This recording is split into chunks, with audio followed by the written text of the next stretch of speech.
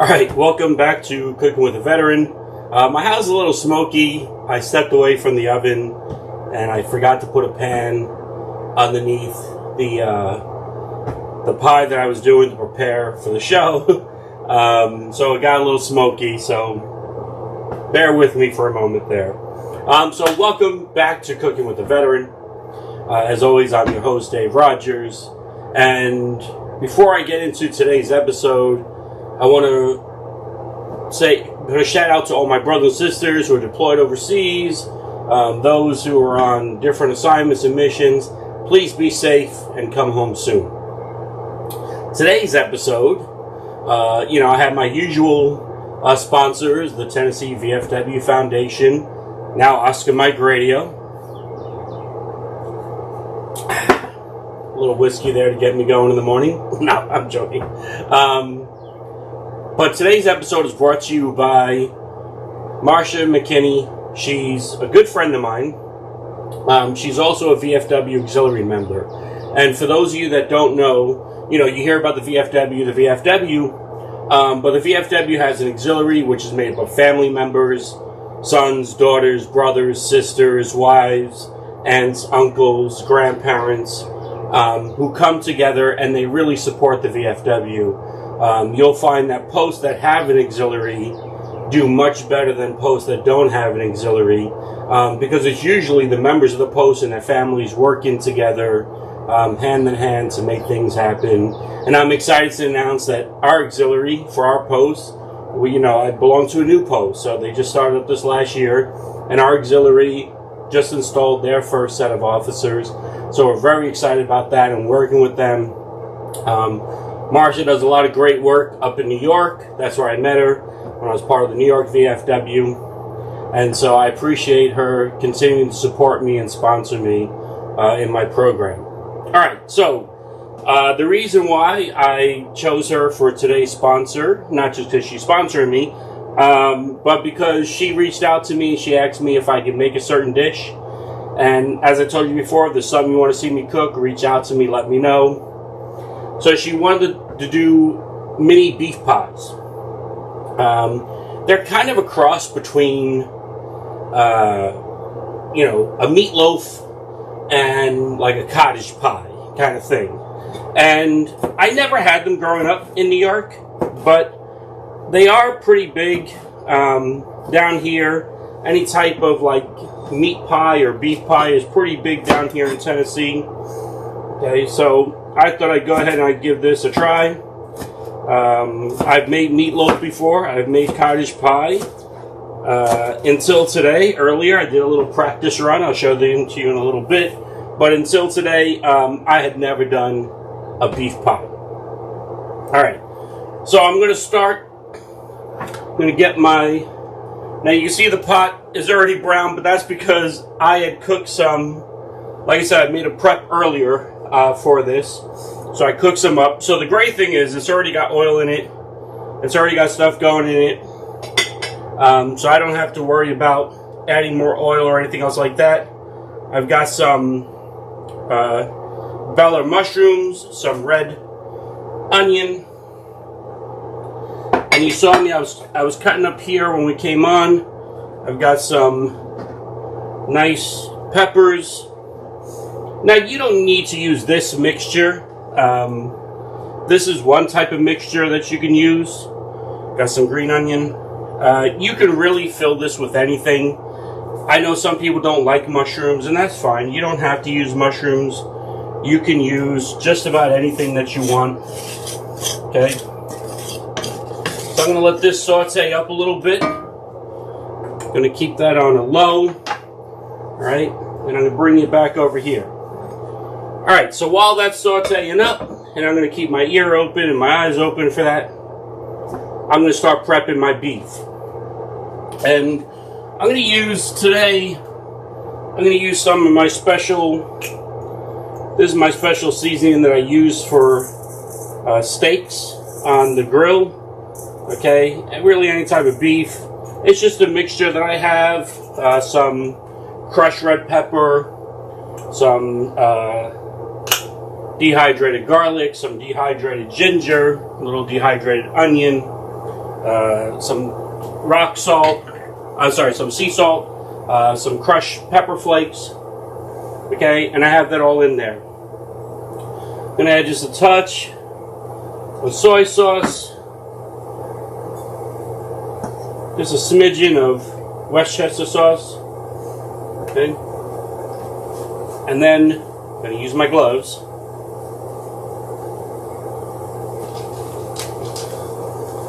Because, you know, digging in meat, I don't want to get my hands so dirty I got to keep washing them, right? Alright, I can hear the vegetables going over here. I want to make sure, again, you don't want to burn them. Now, I do have a little bit of char in the bottom of this pan, and as much as I hate doing that, I'm kind of glad that it kind of happens today, because after this I'm going to do a little short on showing you how to get char out of the bottom of an enamel cast iron. Alright, so we're going to let that go. Come back over here to my meat. I'm going to mix this all in. Okay, get it nice and good. Now you notice that I'm not putting filler or egg. Okay, I'm not going to need that for this. Normally, you know, you could. You know, if you're making a lot of this, using some breadcrumbs as a binder and also a filler is kind of nice. Helps spread the meat out some. Alright, but I'm not going to need that for this. Alright, now what I'm going to do is I'm making two different sizes here. And these are great. This is what I love, large cast iron. They have a lot of these great little pans, okay? I have other size pan like this, as you know, but I have this pan, and this is great for something like a personalized meatloaf for two.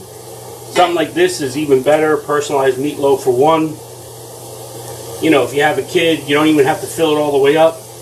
Just put some of your meatloaf meat in the middle there, and let it go ahead and cook in the oven, okay? And the reason I like doing something like this is because, you know, growing up, I remember I didn't like everything my brother liked or my sister liked, and they didn't like everything I liked. And we basically just ate whatever was put on the table because we can never agree on anything.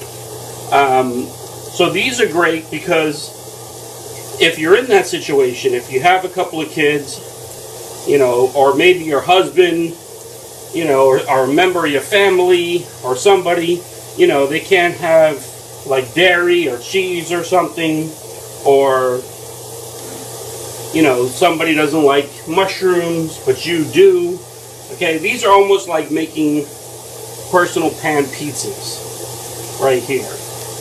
Okay, and that's why I like these types of pans. They're great for that type of situation. Alright, so I got this one, and I'm only going to put it about an inch, maybe a little bit less, like 3/4 of an inch thick. Okay, stuck in the bottom. Boom, one pan done.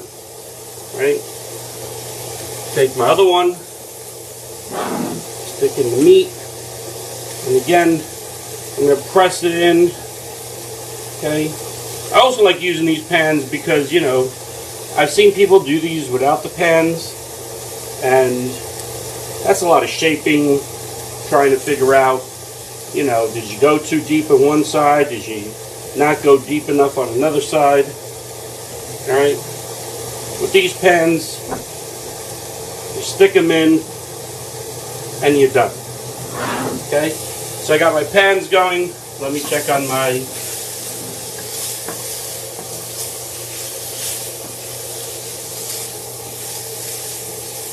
got my sausage, my peppers, I'm sorry, not my sausage. My onions, my mushrooms, my peppers.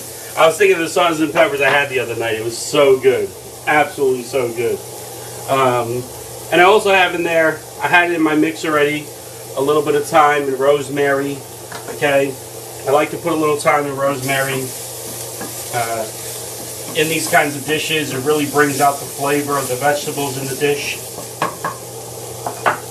Alright, while that's cooking up, I'm going to take a couple of strips of bacon. Got some nice apple smoked bacon here. Okay, I'm going to cut these down.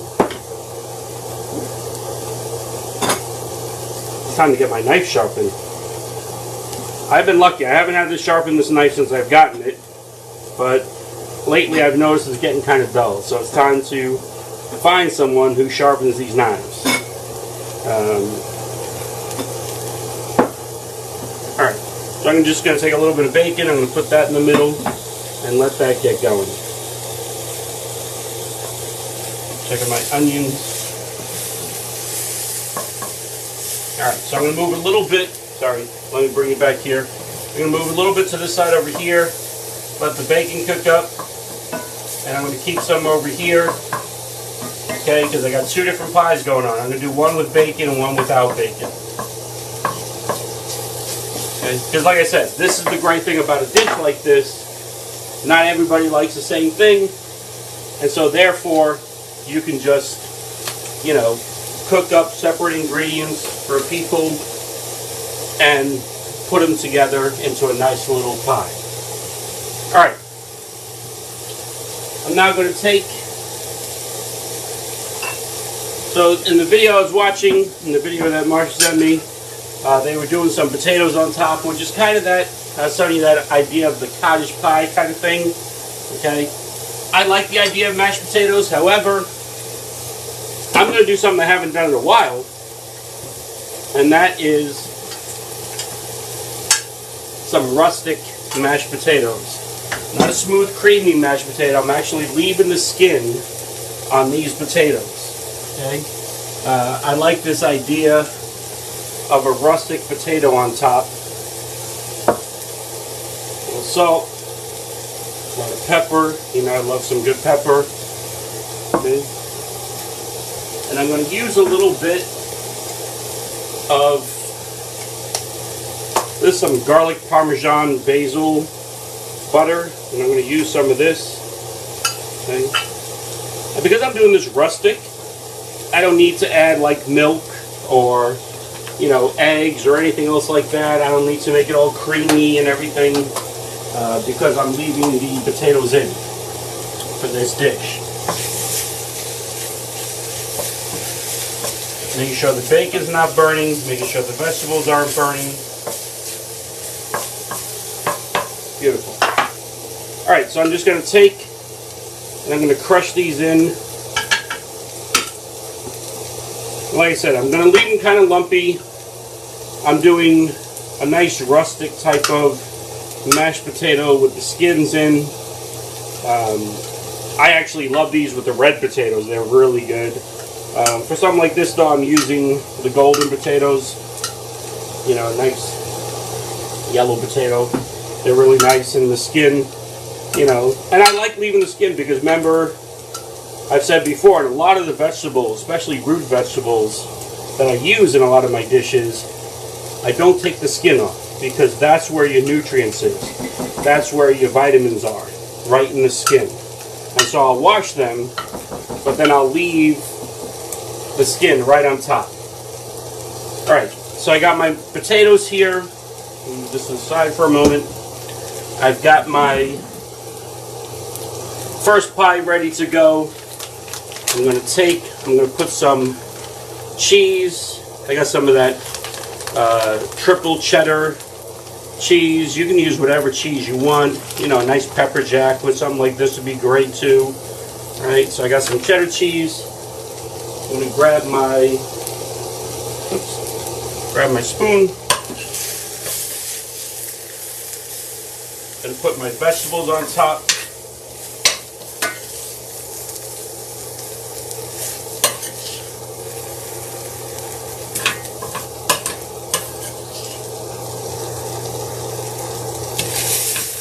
Mix these other vegetables around. Again, I want to make sure I'm not burning the bacon there. Alright, so I got my vegetables on top, and now I'm just going to take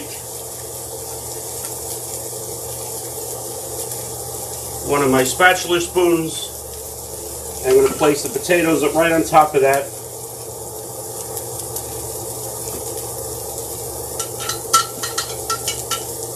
And again, I'm not getting all fancy because, you know, these are rustic potatoes.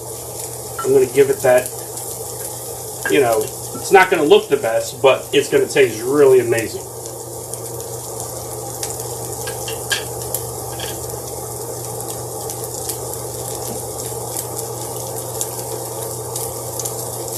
And that one is ready to go into the oven. Okay? It's that simple. On the other one, again, I'm going to take some cheese,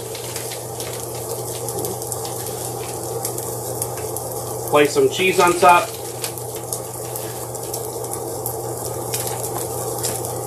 and then I'm going to put my, let me turn this off, I'm going to put my bacon, peppers, and onions. Got a little bit of mushroom in there, but that's alright. I like mushroom. Okay.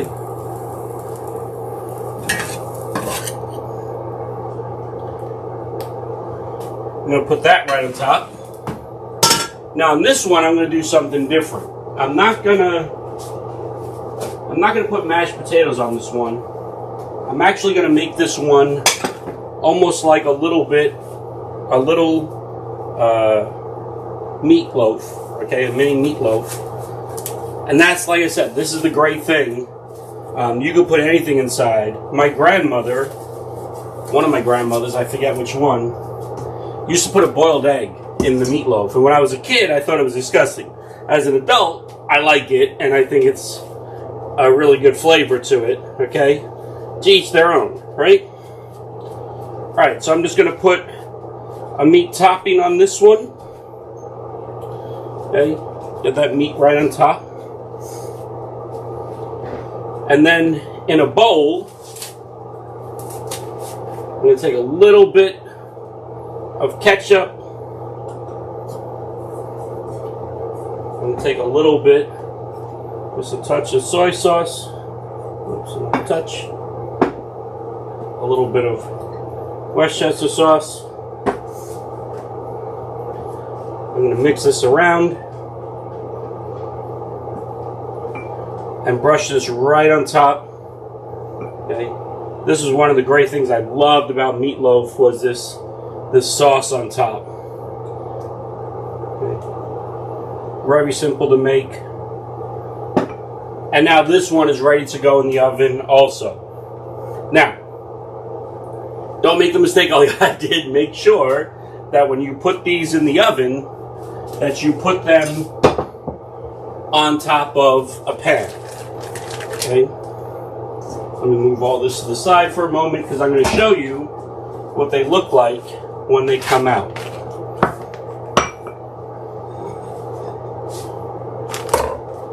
And when they're nice and done, voila, mini beef pies.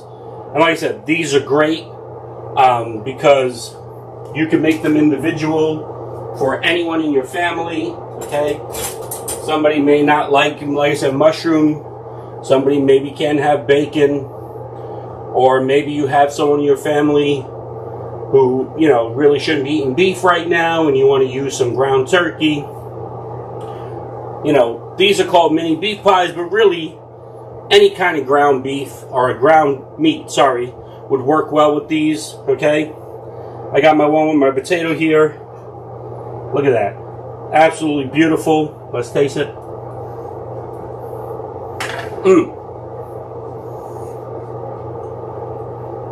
Tastes great. And again, these are great for serving. Of course, if you're going to serve them, make sure that you serve them on a tray. Lodge does have those wooden trays for them. You know, let them cool down. Or you can just scoop them out and put them on a plate. I prefer to serve them in the cookware. Alright, thank you again for joining me on Cooking with a Veteran. Hope you enjoyed this episode. Please like, share, follow on Facebook and on YouTube. As always, if there's something you want to see me cook, reach out to me, let me know. Again, thank you to my sponsor, my VFW auxiliary system, Marsha. I appreciate it. thank you so much for continuing to support me. If you want to sponsor the show, reach out and let me know. You'll get a challenge coin. You'll get a patch. Okay? I've got mugs for sale. I've got coins for sale. So many things to help build this program. And hopefully in a couple of weeks, my cookbook will head to the printer. So all my brothers and sisters out there, stay safe and come home soon. And until next time, hoorah!